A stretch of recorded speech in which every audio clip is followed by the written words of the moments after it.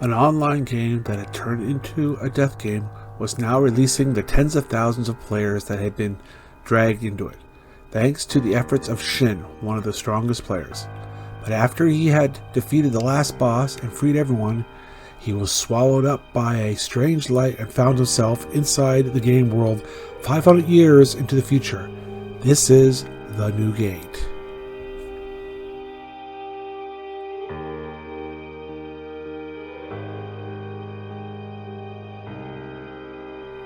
Okay, toss aside the whole death game SAO thing.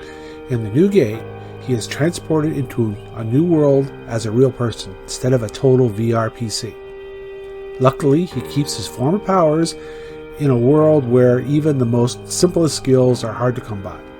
Even the money or coins he has from 500 years ago are worth a fortune each, almost $1 billion in local currency, and he has over 1 million of them on him. But until he can find a buyer, he is stuck to plain old trading with the stuff he has killed along the way to his first village. One of the first people he encounters is an elf with a curse that has not allowed her to go outside for over 100 years. Can he lift the curse? Well, it was super easy, barely an inconvenience. He then gives her the appraisal skill so she can run her shop better. She in return gives him a letter of introduction that will get him into any of the cities without waiting in line. The New Gate series so far in Book 1 is starting out slow as they have to establish the world and the world rules. Like, the players who were able to leave the game are referred to as the Elder Races, and the problems with the land stem from the mass exodus from the server. This is translated into his real world. Once he gets to a bigger town, we get more rules of the land and how the hierarchy of the nobles and commoners work. World building is the theme of the first book.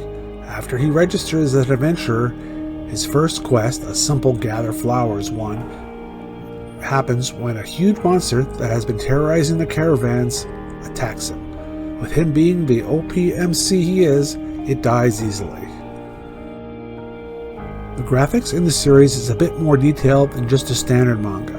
Since this is more or less a fantasy series, the monsters are drawn pretty good and there are some depictions of blood. But since this is a black and white manga, like most are, it is not gory at all. First published in November of 2014, as of now, there is one book, 7 chapters, available in hard copy in English. There are another 50 chapters available online. Most of the scans I've seen of these chapters are of poor quality, and I'm waiting for the hard copy to come out first. The manga is rated as an action, adventure, comedy, drama, fantasy, romance, shonen series, and so far it is living up to that. This is another one of those series I will keep reading. That's all for The New Gate.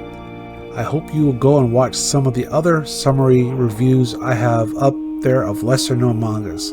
Please give it a like or leave a comment if you found it informative, and don't forget to subscribe. Thanks again. Thanks for watching this summary review. There is more to watch, so please touch one of the videos you see on the screen and have a great day.